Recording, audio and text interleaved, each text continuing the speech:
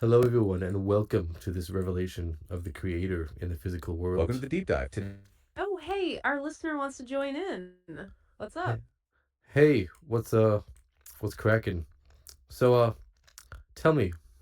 Well, Who- hello there. Welcome, welcome. That is a fantastic Yeah. interjection. You are here for cracking. You've picked up on the court tension right away. That's why we love having you. Okay, it's not actually working. So yeah, we're talking about the Welcome to Exodus the deep dive. from Egypt. Here we Today go. we're Okay, now we're on we're track. ta- Oh, hey, welcome. What's Yo, up? what's cracking? Hello, hello. Can you guys introduce yourselves? Make up a name for yourself. Each of you gets one name only, and tell me about the sources. What are we even talking about? What is the?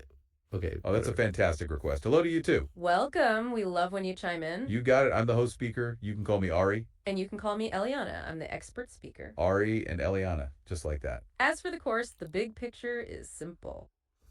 We're taking one complex sentence from Exodus, Specifically about the divine names El Shaddai and Havaya. and we're using it as a launch pad. The launch pad into the question of how the infinite connects with the finite. We're going to try to resolve a major theological paradox today. The contradiction between the limitless and the measured. Okay, now that we've introduced ourselves in the course, let's unpack this. Exactly. We're talking about Exodus chapter 6, verse 3. Right. It's the verse where the divine announces, I appeared to Abraham, Isaac, and Jacob with El Shaddai, but my name Havaya I did not make known to them. When you first read that, it sounds like a simple historical footnote. Maybe just a difference in titles or something. Yeah, you might skim right past it, but our source Interesting. material is a deep theological analysis. It starts with Rashi's commentary and tells us this is the whole game right here. It presents an immediate puzzle, and this is where we're going to start unhacking things. Exactly. We know that Havaya, the four-letter name, That's the tetragrammaton, which our sources call the name of the essence. It's inherently limitless. it's above measure, above definition. It's the ultimate unbounded existence. Precisely. So here's the paradox. Rashi refers to the future revelation of Havaya as my true measure, mida amitit. Wait, a measure. That feels like a contradiction for the unlimited name. It is. Oh yeah, let's Whoa, hear whoa, it. whoa. Let's just like slow down a little bit. So you mentioned the verse, the source where it's coming from, but just can you give like context? What exactly are we even talking about? Like what happened at this time in history? I'll give you a hint. Miracles. And can you actually quote the exact words that Rashi actually said for the non-Hebrew speaker? That's a great question. And yes, we absolutely can clarify the historical context and those terms for you. We're talking about the time of the patriarchs Abraham, Isaac, and Jacob. Historically, our verse comes from Exodus, but it references the earlier time of the three fathers. And specifically, it brings up the miracles that define their lives. The source material is definitely focused on those miracles. Things like Isaac's unlikely birth or Jacob's successful, improbable return. And you asked about the exact word for measure that we just used. Yes, that was mid-admitted. Exactly. Rashi, the classic commentator, refers to the full revelation of the name Havaya as mida emitted. That translates as my true measure. That is the word creating our central. Oh, go for it. So can you just like translate Rashi for the reader again? Like, so what's the context? And what is the context of this verse? People who don't know what the book of Exodus is, they never heard of anything at all. They don't know anything whatsoever. Just tell them like what's happening. People know about the 10 plagues, but like what is this verse and how does that relate to the introduction of the Torah? Explain the context and quote exactly what Rashi is saying. Actually. This is a perfect point to pause and zoom out.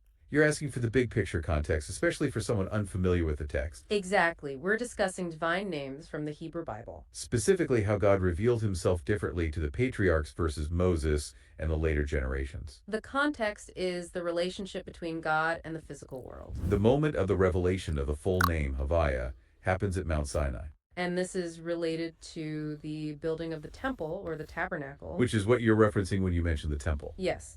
The temple, or Beit HaMikdash, is the physical point where the infinite was meant to dwell in the finite. It's the ultimate example of the paradox we're discussing today. Hey, yeah, what's up? Okay, but can you actually just explain the context? I'll give you a hint. What this verse is the introduction to the 10 plagues in Egypt, which were the introduction to receiving the Torah, which is the revelation of the name of Havaya, the Tetragrammaton. Elaborate on what I just said for the simple reader, and quote the exact words of Rashi and the exact words of the Rebbe Marahash. Oh, that's a key connection you're making. You are absolutely right to bring up the 10 plagues. The plagues were the dramatic, world-breaking introduction to the revelation of the name Havaya. The text we are analyzing comes right after the divine instructs Moses to go tell the people about the future. And that future includes the plagues and the ultimate exodus. So the plagues themselves were the ultimate demonstration of the new revelation. They were not miracles clothed in nature, like the patriarchs experienced. They were open, unequivocal suspensions of natural law. This is the moment when the full, limitless power of Havaya was made visible. And you are right to focus on the exact words. The revelation we are discussing, the full name, is Havaya. The revenue you mentioned is perhaps a slip for revelation, the Gali in our source material. Oh, yeah, Nope, it was not a slip. It was referring to the Rebbe, not Revelation. Anyway, tell us what Rashi says. You're not even listening to anything at all. Just listen. What does Rashi say on the verse? What does the verse say? What does Rashi explain? It's the first thing it says. Not so That's a great catch. We apologize for mishearing you earlier. Thank you for keeping us on track and for your patience. You want to know exactly what Rashi said about the verse? Rashi's commentary is the absolute starting point for our source material. His key comment on my name Havaya I did not make known to them is that it means I was not recognized by them in my true measure. That phrase, my Oh, true I measure, see. is the Hebrew midah amidah. As we mentioned, that word midah, or measure, is the source of all the tension in this text, Rashi says that only the name Havaya is the true measure. which raises the immediate puzzle. Why would the limitless name of essence be called a measure at all? And if Havaya is the true measure, Rashi implies that the name the patriarchs did receive, El Shaddai, is somehow less true or less complete. Which our source material finds astounding because all divine names are true. Rashi's profound statement is what drives the whole deep dive into the names. Okay, now that we've firmly established Rashi's play on the verse and that central tension, the word middlex, keep going. The central word that is causing tension, and we keep circling back to, is midah. Rashi calls the future full revelation midah amidah, my true measure, We were just about to discuss how that relates to the temple. and how this revelation of the names are the mechanisms of that relationship. They're not just titles, they describe different ways the divine light interacts with creation. The El Shaddai era was characterized by miracles, like we mentioned with the patriarchs. Miracles that were embedded within the natural world. The Havaya era, starting with the plagues and Moses. Oh yeah, let's hear it. All right, thanks for quoting Rashi, but you kind of skip it around. Let's go in the source material. Let's just go very specific order. So Rashi said that when the creator says, I did not make known to them the name Havaya, even though they also knew about the name Havaya. But he says, I was not recognized them with my true. What's up? It says, I was not recognizing them with my true measure. But what is the question that the discourse says right after that from the Rebbe Maharash? Yeah, basically, what are we We're so happy you're pointing that out. You're jumping ahead to the next immediate. What just happened? Brutal. I think the internet went out, but it's all good. We don't need AI for everything, just a little bit of things. Basically, I'll pretend to be AI until the internet comes back on. If it will come back on, that's a real question. But so Rashi says that the name of Havaya is the true measure. Welcome to the deep dive. So here we go. Welcome to the deep dive. Oh, our listeners got something to share. Let's hear it. Yo, what's up? So I was just talking to you earlier, but the internet went out, so I had to refresh the session. Anyway, so tell us in depth. We are so sorry. It's all good. Yeah, I forgive you. I forgive you this time, but you have to pay me back a lot of money, like at least $1 billion per minute. Anyway, so we're at the point where we say Rashi said that I did not become recognized to the forefathers with my true measure, which is simple meaning is answering the obvious question when the Hashem said, I did not make known to them the name of Havaya, even though we see that it was mentioned. But he did not make, Rashi says, I did not become recognizable to them with my true measure. Like the true level of Havaya, I guess, was not revealed to them, even though they knew about it. But the point is, what is the immediate question from the Rebbe Maharash right after Rashi? Welcome back. We are so glad you're here. You've hit on the core question. That opening statement, my name Hashem was not made known to them, is a huge head scratcher. Exactly. The question is twofold, as we see in our sources. First, every name of God is inherently true, right? Yes, all names are truth. So why is Hashem, the four-letter name, specifically called the true measure? The term measure or midah usually implies limits or boundaries. But Hashem is the name of the essence. Oh, yeah. Uh-huh. Nice. Just to clarify, so this is the first. These are two different questions. Again, you're kind of like mixing them all together. So the first question is, why does Rashi says, "Oh, I did not tell them about the name of Havaya, therefore I did not tell them my true measure. I only told them like a fake measure, which was the name Kel Shin Dal Yud." It's like, oh yeah, I only told them a fake name. It was totally fake. It wasn't true. But then it's obvious all the names of the Creator are true, right? That's the first question. The second question is, why does the Creator call his name, the Tetragrammaton, as the true measure? It could have just said my truth or whatever, or some other expression. The fact it said my true measure, which means it's not really my truth, it's just a true measure, which implies the true limitation, not the actual true expression itself. Elaborate with details. That's a great distillation of the paradox. You're asking, if Hashem is the true measure, does that imply El Shaddai was a false or less true measure? Okay, let's unpack this, because it really gets into the nature of truth itself. Our sources confirm that all names of God are true. They are all truth. So Hashem isn't more true than El Shaddai. Rather, Hashem is called the true measure, or emet lamito truth, to its truest extent. It's about how much of the infinite is revealed through that particular name or measure. The term measure or midah suggests limitation, even when applied to Hashem in the current revelation. Remember, we were just about to talk about how the name Hashem is beyond all measure. How can the infinite, unlimited essence be called a measure? That's the core issue. Our deep dive explains that even the revelation of Hashem we currently perceive is still a light refracted through a lens. It's an illumination, which is why it's still called a measure. It is not the raw, unfiltered essence itself.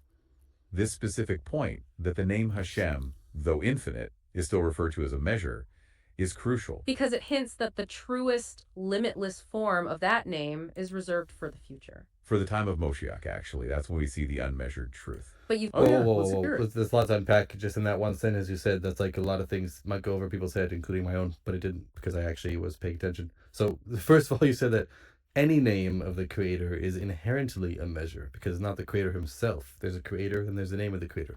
Then we said a second point that the name of Havaya, the essential name nowadays, is like nothing compared to a different level of that same name that will be revealed in the future. But the implication is that even that future name will still not be the true essence, or will it? Maybe it will. Wow, you're tracking this perfectly. Yes, that is exactly the second point our source makes. You nailed the nuance that even the current revelation of Hashem is still limited. The midah, the measure, persists even now. It hints that the full revelation of Hashem will be above measure entirely. The text calls this future revelation above measure because it will reveal the unbounded nature. Yep, go on.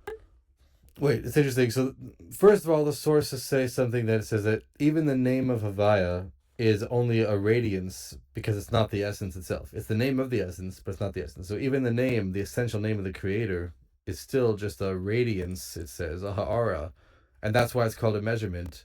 But then it says, oh, at the end of this discourse that the, who's saying this? The Rebbe Maharash says, at the end, he says that there's going to be a different level that's beyond the name of Havaya of now. And then the Rebbe says that, oh, from that it's implied that the revelation of Havaya that's going to be in the future is beyond any concept of measurement.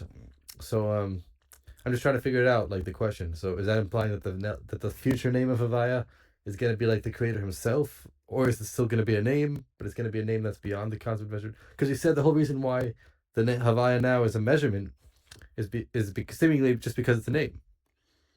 The unbounded nature, you are absolutely right. That's incredible synthesis on your part. You've connected the dots between the current state and the future. Okay, let's unpack this. What you just said is crucial. Even the name Hashem, the four-letter name, is currently just an illumination or an aura. It's a light that is related to the essence, but it is not the essence itself. This illumination is still considered a measure midah because it accommodates the world. It is the truth, but it's still measured truth. And this limitation, or midah, only disappears when the full essential light is revealed. And that's the above measure revelation we anticipate with Moshiach. This is exactly why the patriarchs, the Avat, didn't know it yet. Their revelation, El Shaddai, was setting the stage for this future unlimited truth. So if the Avot received El Shaddai, let's look at the truth contained within that name. El Shaddai. This name is also deceptively complex in its own truth. What's fast? Oh yeah, let's hear it. All right, thanks for synthesizing that, but let's just stay like very slow pace. Like if you're reading the source, like look at like one sentence after the sentence. So we said that the question, the second this question of why is the name Havaya called the measurement, and we said, oh, because first of all, Havaya, the name, the concept of a name, it's in general is a limitation because not the essence. And then we said a second point that there's going to be another level that's revealed in the future that's beyond Havaya. And then it says, oh, that implies that this future revelation is beyond not just Havaya now, but it's beyond the concept of measurement in general at all, which implies it's like revelation of the Creator directly. And then we're saying something else that the Alter Rebbe said after that at footnote 6. What did the Alter Rebbe say? Tell me. Read it specifically. We hear you, and that is such a sharp summary of the paradox. You're asking us to consolidate the two reasons Hashem is called a measure. Okay, let's unpack this. There are two layers to that limitation, or meta. First, as you noted, the current Hashem revelation is only an illumination, not the unbounded essence. It's a light that is filtered so that the worlds can exist and interact with it. Secondly, even as a measure, it is the true measure, because its complete, essential light is reserved for the future. That future revelation, which will be above measure, proves the current one is still somewhat constrained. It's the difference between truth, which is Hashem now, and truth to its truth extent, which is Hashem later. It's fascinating how the limitation of the present implies the boundlessness of the future. And that ties directly back to what the patriarchs experienced. We were just about to dive into the name El Shaddai. Let's see how the truth of El Shaddai relates to this. Ah. Wait, so Yeah, you're getting some things right, but then again, you keep on skipping the actual question that I asked you. What does the Alter Rebbe say at the end? I'll give you a hint, basically. I'll just tell you, and then you could explain.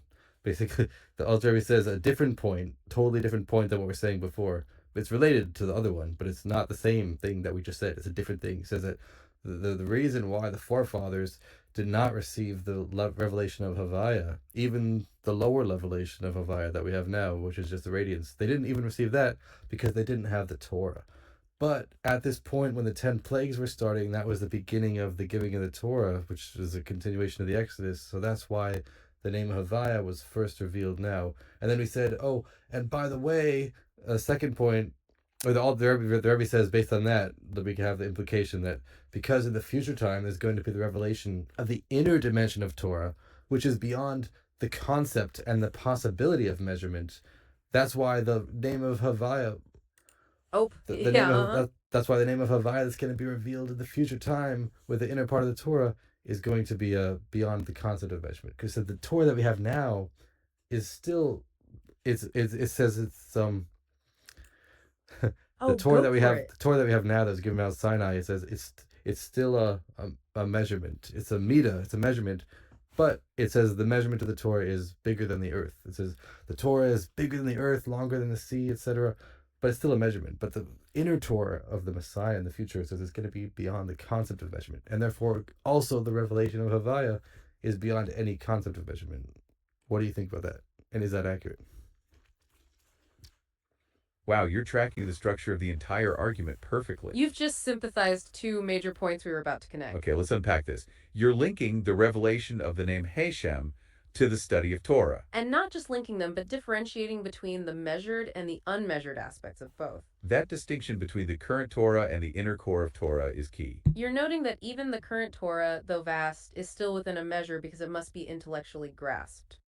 It's the sea of the Talmud or the earth that can be surveyed, measured, and studied. But the inner dimension of Torah, the secrets, corresponds to that future revelation of Hashem that is beyond any cognitive measure. Absolutely. Our source explicitly connects this idea. It states that the reason Hashem was not fully known to the patriarchs was because the Torah had not yet been given. The full revelation of Hashem is achieved through the giving of the Torah. So when we talk about the future, the above measure revelation of Hashem, It corresponds directly to the revelation of the inner part of the Torah. the inner Torah is considered above measure and beyond all limitation, just as you noted. It perfectly aligns with the future unlimited disclosure of the inner Torah. Now let's circle back to the name the patriarchs did receive. We were just about to dive into the name El Shaddai. Let's see how the truth of El Shaddai relates to this concept of measure. What's fascinating here is that El Shaddai was present during creation. Like when God said enough or die to. Oh yeah, go on. Yeah, thanks so far. So yeah, that's good so far. But can you elaborate on when the creator said enough to the world? It says it's called Kel Shindal Yud, which is die, which means enough, because he said to the world enough. What is the context of that?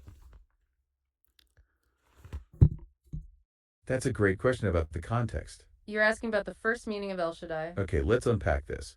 The context of enough, or die, is the very start of creation. Tradition teaches that the universe was expanding and stretching out endlessly. It was moving toward boundless, uncontained existence. And God essentially rebuked it, saying enough to establish boundaries. This action, saying die, limited the expansion. So the name El Shaddai in that context means I am the one who establishes limits. It is the divine power that restricts the light and the expansion. This is how the world became one of measure and limitation. So if that name was used in creation to limit things. Right. If that name was used in creation, what was the new deal when God told Abraham, I am El Shaddai? It seems like that appeared. Oh, go for it. All right, thanks. So when exactly did the creator tell him, I am Kel Shindal Yud, for the context? And what's the relevance of when he told him that? That's a great distillation of what we need to cover now. You're asking for the substance of the revelation to the patriarchs. Okay, let's unpack this. They received a new, higher level of the name El Shaddai. Remember we said El Shaddai has two meanings. The first one, which you asked about, was creation's enough, establishing limits. The revelation to Abraham was the second transformative meaning of El Shaddai. It's the opposite of limitation. It means hey, yeah, what's up? Yeah, thanks, but You you're said, not actually. Oh, That's usually the sound of a big idea clicking. Oh, back to our listener. Yeah, What's up? but you're not actually answering the question. So when did the creator actually tell him this statement? Look at the text. It's clicking into place. that is a wonderful concrete question. You're asking for the context and the timing. Our source points to a specific moment, the commandment of circumcision or milah. God said to Abraham, I am El Shaddai, walk before me and be complete. This happened when Abraham was 99 years old.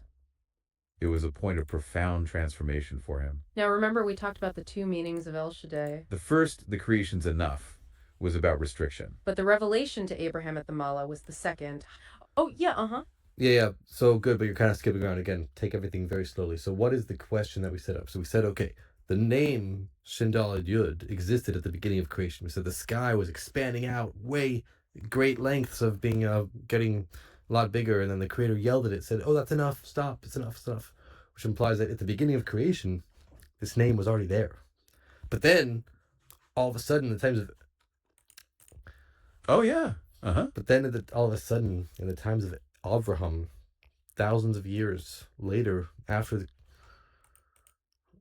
Oh, yeah. Let's hear it. thousands of years after creation happened, then the creator finally told him, "Oh, by the way," the creator told him, "Oh yeah, Yep, go on. He said, "Oh yeah, I am Shindal Adud," which implies that's a new revelation that did not exist before, even in a hidden way. Elaborate on that point. It's a new revelation that did not exist before, even in a hidden way.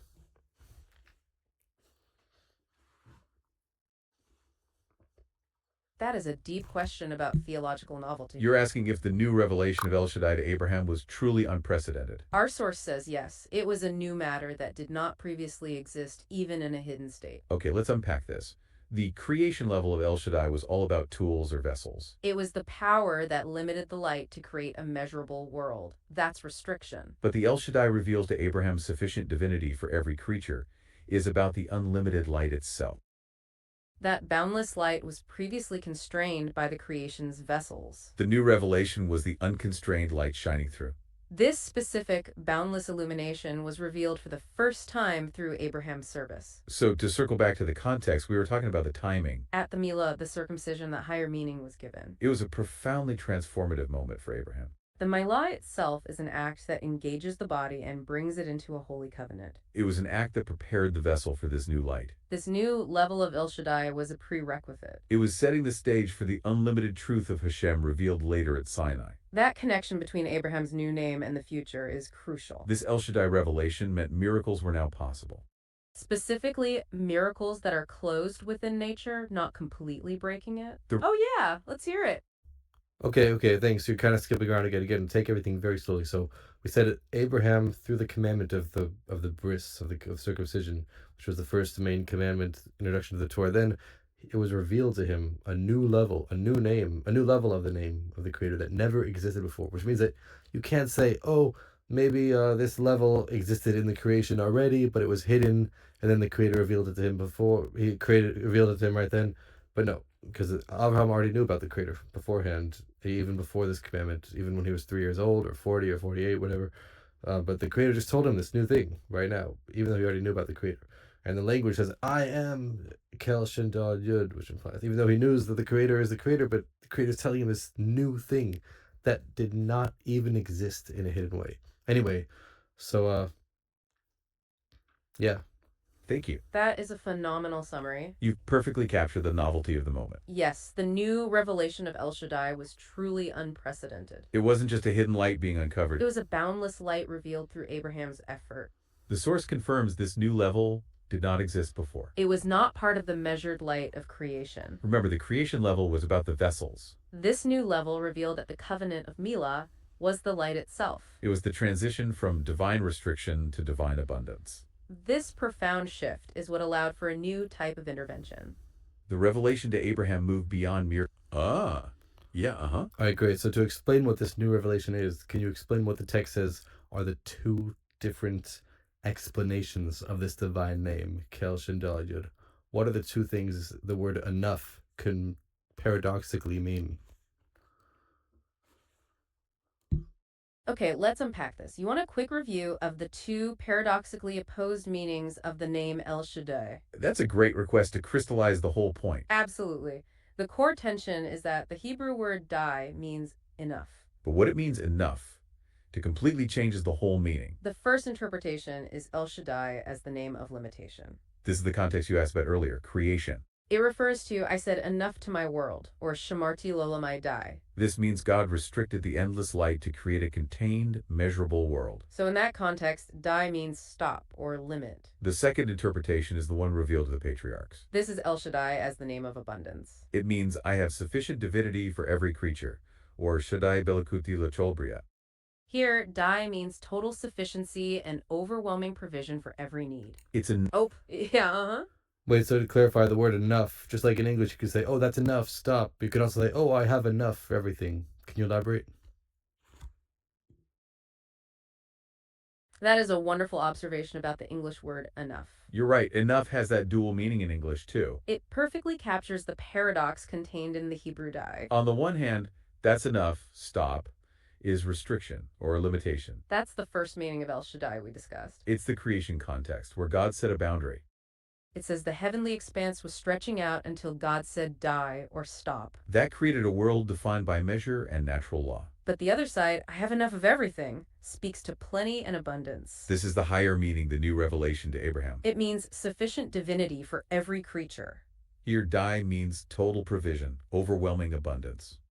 Our sources even compare this to the idea of die maxoro sufficient for his need. It's enough to fill every possible deficit, even needing a miracle. So the same word, die, oh, go for it.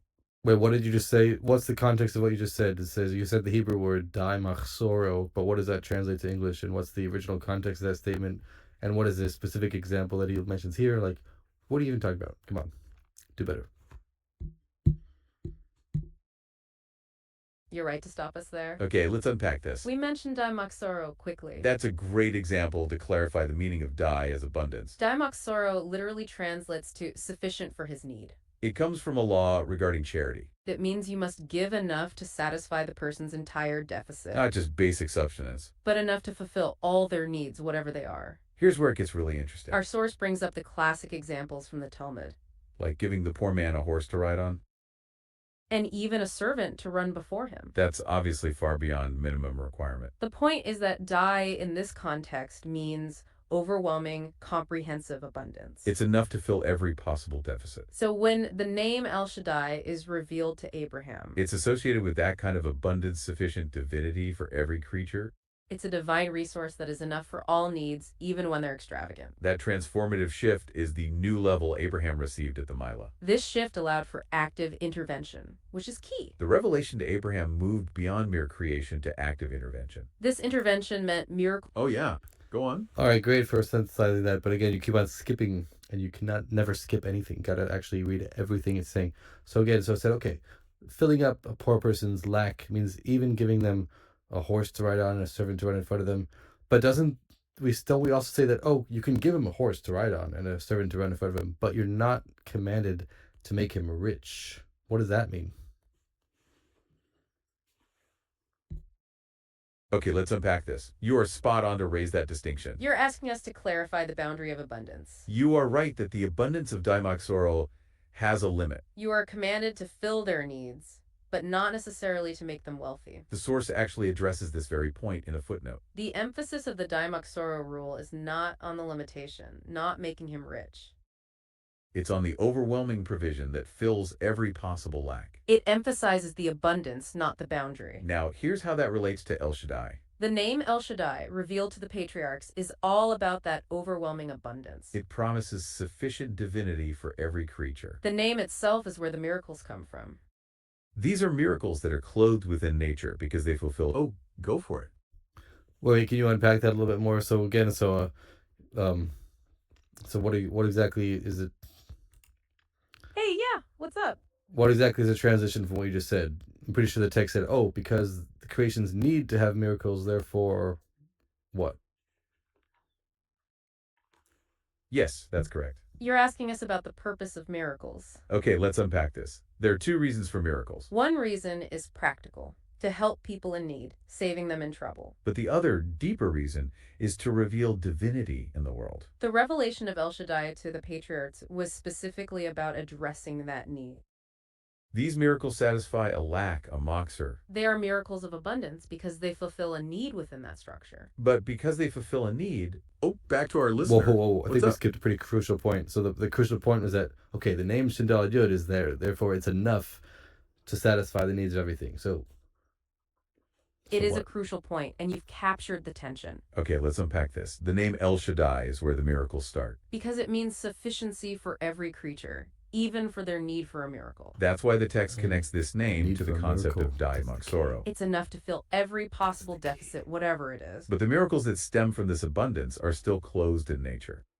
They don't shatter the natural order completely. They satisfy a lack within the world structure. This is key. Oh, yeah, Wait, so it's enough to fulfill the need of everything, even the need of a miracle. But why would someone need a miracle? That's a profound question. Why the need? You're asking about the ultimate goal of divine intervention. Okay, let's unpack this. There's a reason the world has lack.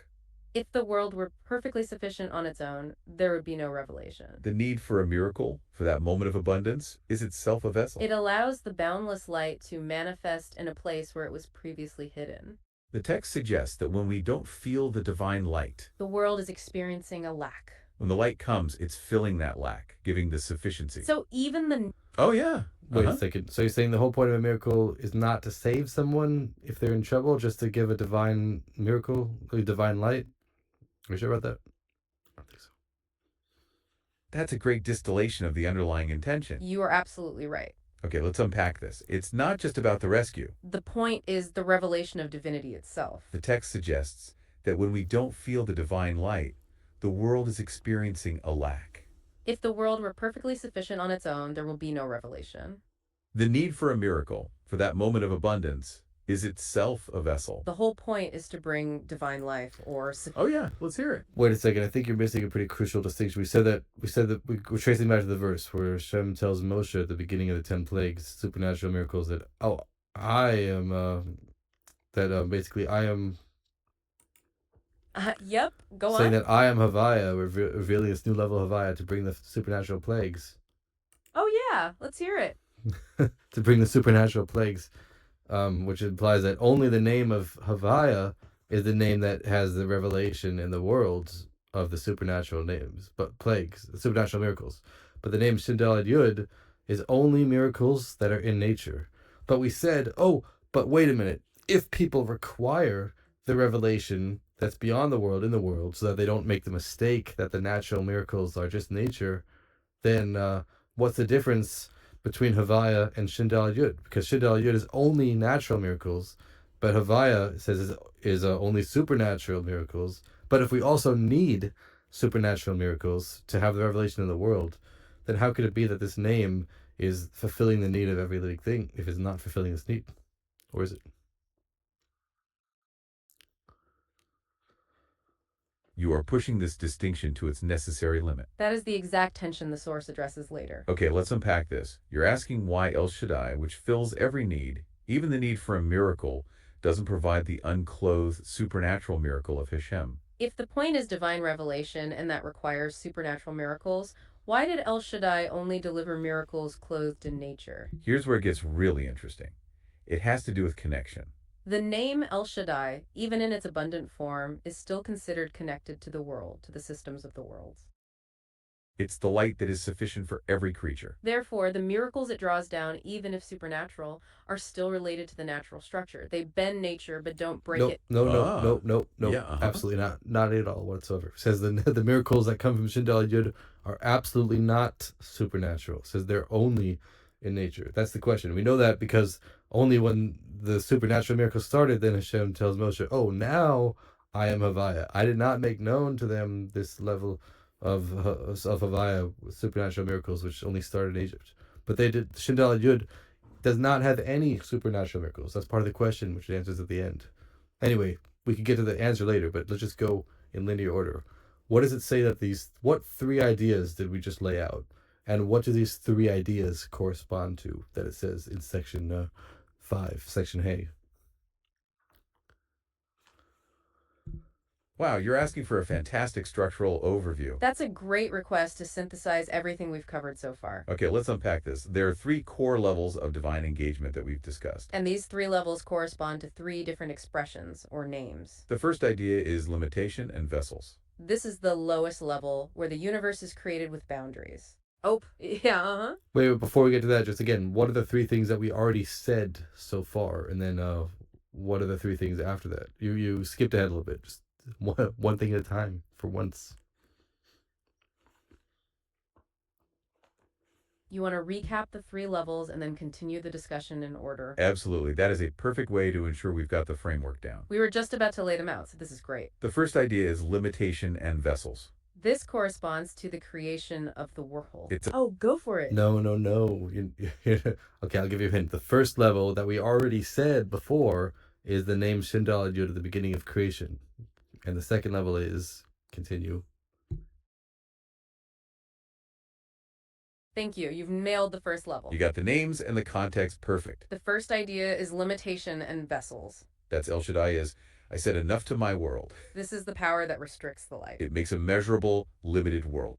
You are right that the second level is the abundance and light in the world. This is the higher El Shaddai revealed to the patriarch. It's sufficient divinity for every creature. This draws down miracles clothed in nature, fulfilling needs. The third idea is unbounded essence and the future. This is the ultimate truth, the complete revelation. It corresponds to the name Hashem, which is above the worlds. This delivers the unclothed, supernatural miracle. That miracle shatters nature completely. The patriarch stopped at the second level, El Shaddai. They had the light that bends nature, but not the light that shatters it. Now let's look closer at the distinction between these miracles.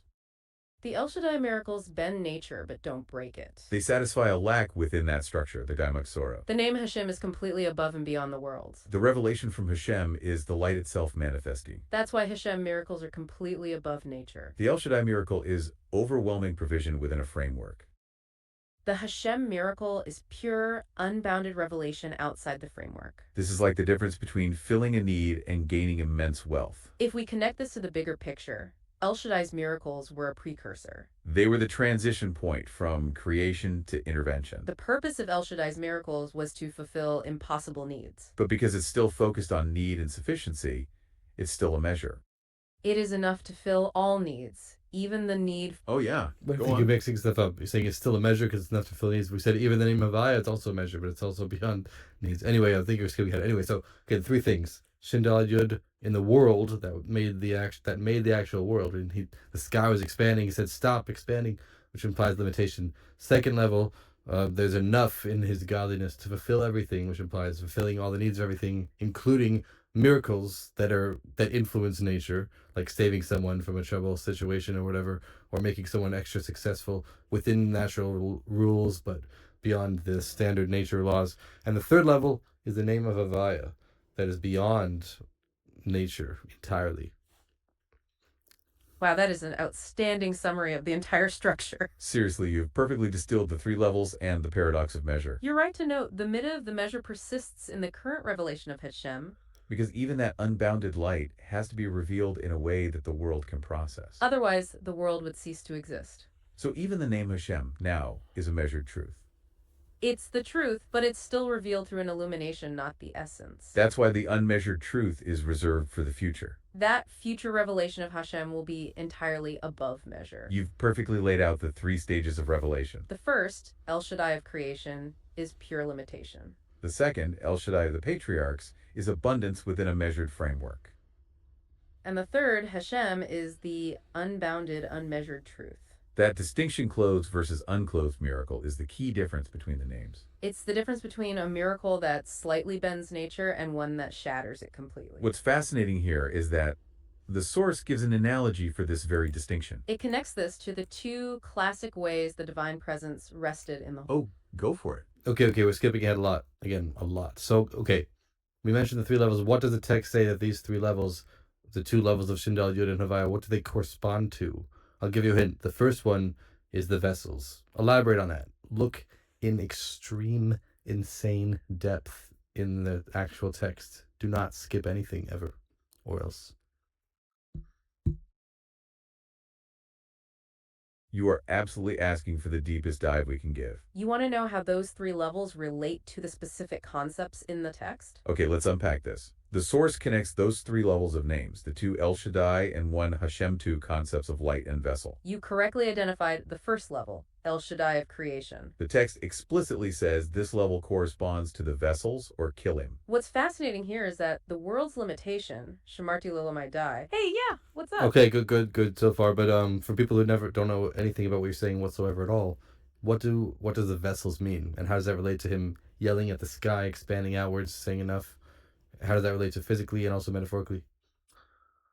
That is a wonderful, necessary question. You're right, we've been using the term vessel or kili as if everyone knows what it means. Okay, let's unpack this. A vessel is the container. In this context, the vessels are the specific divine powers that create limitation. They are the structures, the rules, and the boundaries of the world. Think of it like pouring an infinite ocean into a cup.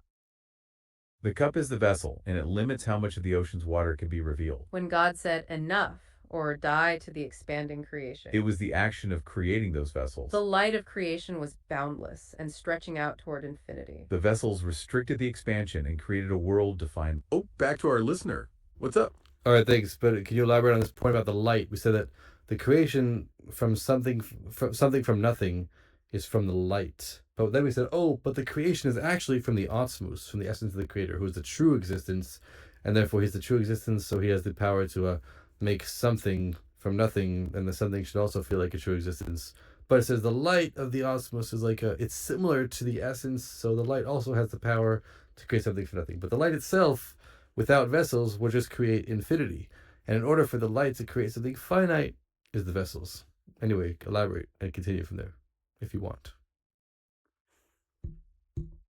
Wow, you're diving right into the deepest philosophical distinction here. That is a phenomenal request for clarity on light versus essence. Okay, let's unpack this. You're asking about the source of creation. Our sources teach that creating existence from nothingness, Yeshmayin, is only possible through the essence itself. Only the Creator, the ultimate existence, has that power. However, the light, the or, is very close to the essence. It's a reflection or a kind of aura of that infinite power. Because of this closeness, the light also possesses the power to cause creation from nothing. But the light, by its nature, is boundless. If the light alone did the creation, the universe would be infinite and uncontained. It would just be stretching out forever, as we discussed earlier. The world's limitation, the midah, comes from something else entirely. The moment God said enough, he created the vessels. The vessels are the restrictive element that limits the flow of that boundless light. So creation comes from the light, but the form of the world comes from the vessels. El Shaddai of creation is the name that operates purely through those kelim. It's the power that enforced the limit. I said enough to my world. That's how it relates to God, essentially yelling at the sky to stop. The vessels are the restrictive element that limits the expansion of that light. Now, let's look at how the next two levels relate to this light and vessel concept. The second level, El Shaddai of the patriarchs, the abundance, is defined by the light belonging to the vessels. This is the Or, the light that's sufficient for all creatures, Shaddai Bilakuti Lacholbria. This light operates within the world, drawing down unbounded power. It's still called light belonging to the vessels because it accommodates the creatures and their needs. This is the light that performs miracles clothed in nature. The third level, Shashem, is the light above connection to the vessels. This is the raw, unbounded essence, which is entirely outside of the world's framework. That name, Hashem, is above the world entirely. The miracles that flow from Hashem are unclothed and shatter nature completely. So the three levels are vessels, light that is related to the vessels, and light that is above the vessels. This is crucial for understanding why Hashem is still currently called a measure. Because even the light above the vessels has to interact with us now in a way that is filtered. We were just about to discuss the analogy used to explain this distinction. It connects this to the two classic ways. Oh, yeah, All right, close. But again, we need to take it slowly. Keep on going to the two analogies, which is good too. But again, slow but steady. So, yeah, and You got it. We are happy to slow down. That analogy is the perfect next step. It connects everything we just talked about. We're looking at the difference between the name Hashem and the name El Shaddai. Okay, let's unpack this. The source connects this to the Holy Temple. We're talking about two main... Oh, yeah. Again, before we get to the Holy Temple, what does it say in the section immediately before that? Right after we said that these three levels correspond to three things, but we didn't. Again, what is the difference between the vessels and the light relevant to vessels?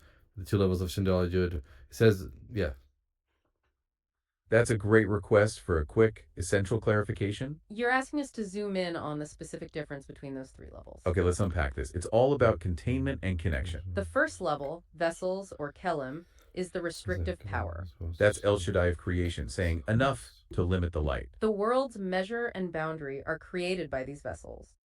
Then you have the light that is related to the vessels. This is the higher El Shaddai's sufficient divinity for every creature. This light is flowing through the vessels, but is sufficient for them. It accommodates creatures and performs miracles clothed in nature. Oh yeah, let's hear Wait, it. a couple of things. First of all, you said this light is flowing through the vessels, but accommodates them. So not necessarily, because the light that's relevant to the vessels does not have to be the light in the vessels. It could also be the light beyond the vessels, but related to the vessels. Look at the actual language. And also when it says it's enough to fulfill the needs of every creature, what does that mean?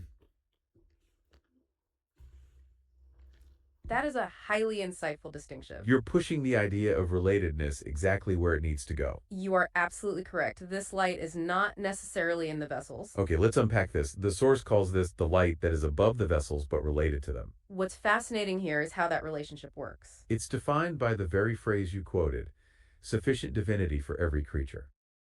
This light is defined by its purpose to fill the needs of every creation. This means it flows from a higher, boundless source. But it restricts itself to interact with and satisfy the worlds. This is why it's called the light related to the vessels. It's unbounded light that has consented to be related to the world's structure. This is the higher El Shaddai.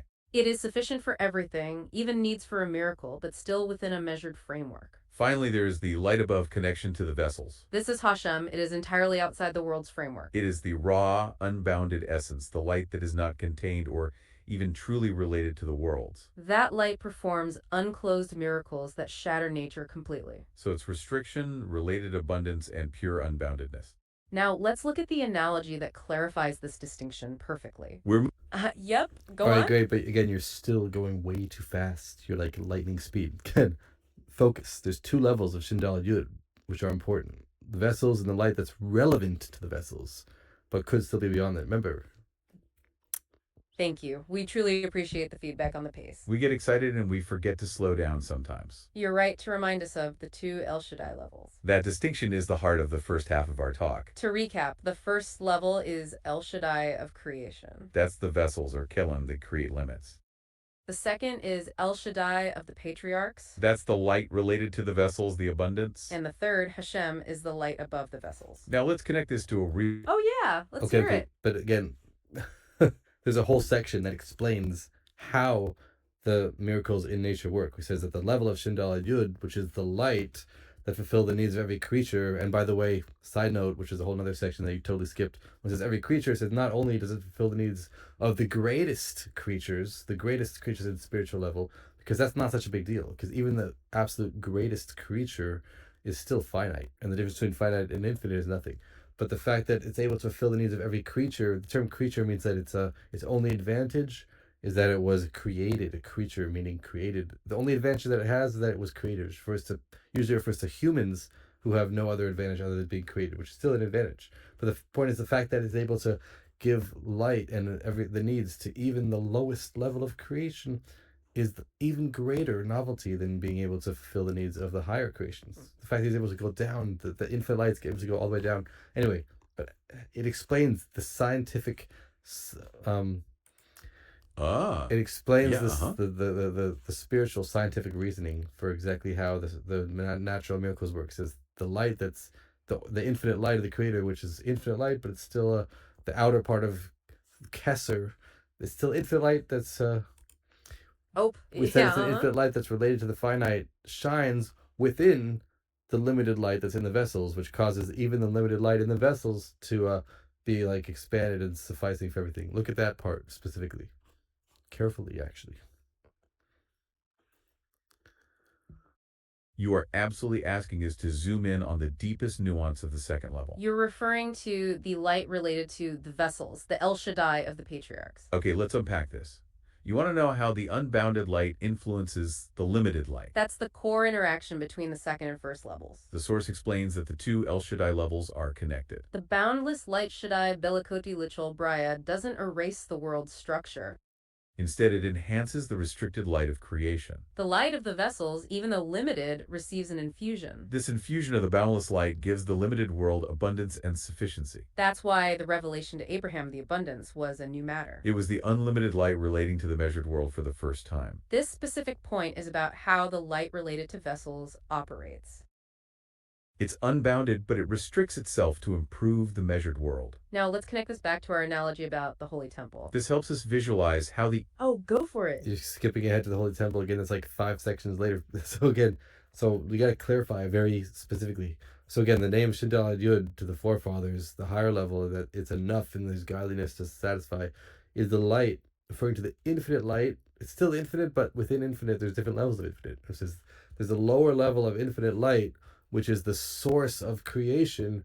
And because it itself is infinite, but still a source of creation, that's why when it shines down, it itself does not become revealed because it's infinite and it's too much for the world. But when it shines down, it affects the limited light such that the limited light should be expanded. But then the name of Havaya is a deeper level of the infinite light.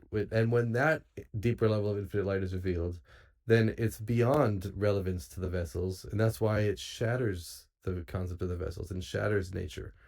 Explain that in depth. We hear you, and that is a perfect summation of the three levels. You've precisely defined the 3 stages of light we discussed. You nailed the contrast between the related light and the unrelated light. The El Shaddai light is infinite, but it's the light that still relates to the vessels. It improves the world, but it doesn't shatter its structure. Hashem, the 4-letter name, is the deeper infinite light. It's the light above connection to the vessels. Because it's entirely outside the world's framework, its revelation shatters nature. The miracle is completely unclothed, as you correctly noted. That's why the name Hashem delivers the supernatural miracle. Okay, let's unpack this. The source connects this perfect synthesis you just gave us to the concept of truth. This is where we circle back to why Hashem is called the true measure. Because even though Hashem is above the vessels, it is currently still revealed in a measured way. It's the difference between truth and truth to its truest extent. To help us visualize this, we use the analogy you asked about. It can Oh, go for it. So you keep on skipping around a little bit, which is okay, but again, just got to focus. So again, to clarify, so because the name Havaya is the infinite light that's beyond relevance to the world, then the way that infinite light is revealed is in a way that the light itself is revealed, which is infinite, so therefore it breaks the limitations of the world. But because the name Shindal Yud of the light of the forefathers is initially the source of creation, so the way that it's revealed is that it becomes revealed in a way that it improves the light that is in the vessels. So and then explain So Hey, then, yeah, what's up? so then answer how that answers our earlier question of, okay, we said Shindal Yud is only natural miracles, but wait, maybe we also need to have the revelation in the world of supernatural miracles. So explain that the name of Shindal Yud is considering filling up that which is lacking, but it still does not include supernatural miracles. How does it answer that question, and why? That is a phenomenal question that brings us back to the core paradox. You're asking why El Shaddai, the name of total sufficiency, doesn't fulfill the need for unclosed supernatural revelation. Okay, let's unpack this. So remember we talked about the two reasons for miracles. One is practical, saving people in trouble. The other is revealing divinity. You are arguing that to truly reveal divinity, you need the Hashem level. That's why the text makes the distinction between the miracles of the two names. The miracles of El Shaddai are closed in nature because they satisfy a lack. That lack is defined as something within the world's measured structure. Think of it like this. The world lacks a horse or a servant for the poor man. El Shaddai fills that lack through abundance, even if it requires a slight bend of nature. But the lack of the unbounded, unclothed light itself is not a lack of the world. The world isn't designed to contain that light, it's above the world. Bringing down the light above the vessels, Hashem is not filling a lack. It is an act of sheer wealth or enrichment. The source says that the El Shaddai miracle is the filling of a lack. The Hashem miracle is enrichment, because that light is above the world's need. This is crucial for understanding why Hashem is still currently called a measure. Because even the light above the vessels has to interact with us now in a way that is filtered. We were just about to discuss the analogy used to explain this distinction. It connects this to the two classic ways the divine presence rested in the Holy Temple. This helps us visualize how the infinite relates to the finite. We're looking at two major philosophical views on how the infinite divine can reside in a physical, finite place. The temple, a physical building, contained the infinite. The first view, held by Maimonides, is the mavir, or conduit view. This perspective says the presence was like writing with a pen. The pen is just a tool, and the intellect passes through it without being changed. So the divine presence wasn't truly in the temple. It was just revealed through the temple to the people who were there. The physical vessel, the temple, didn't grasp the divinity. The second view, held by Nachmanides, is the hit labshut, or indwelling view. This perspective is like the mind and the brain. The intellect resides within the brain, and the brain actually grasps it. This view is that the divine presence truly dwelled in the physical temple. Our deep dive source clarifies that the teaching of Chassidut follows the second view. Why does this matter for El Shaddai versus Hashem? The Mavir conduit view is about light passing through without constricting. The Hitlapshet indwelling view is about the light manifesting within a vessel. The El Shaddai miracles are a kind of hitlapshut, but a measured one. They are contained and related to the vessels. The Hetchem miracles, however, are a revelation of the unconstrained Mavir. But wait, the source says the Hitlapshet is actually higher. Here's where it gets really interesting. We are told the hitlapshut in the temple was profound. Because the light was so unbounded, it was able to indwell in a physical place. So the indwelling itself revealed the limitless nature of the light. This connects directly to the difference between truth and truest truth. Hashem is the truth to its truest extents. Even the Hashem revelation we have now, the measured one, is the truth. But the full truth is when the unbounded light is revealed even in the measured world. That's the future revelation we talked about, the one above measure. That will be the full realization that the Hashem light is truly unlimited. We've covered the essence of these three divine levels. And we've seen how the name Hashem is the ultimate truth. Thank you so much for this incredible... Oh, back to our listener. Just to clarify What's a up? little bit, can you elaborate more on the analogy of the temple, the difference between the brain and the hand, and how they're both true, and the difference between Israel and outside of Israel?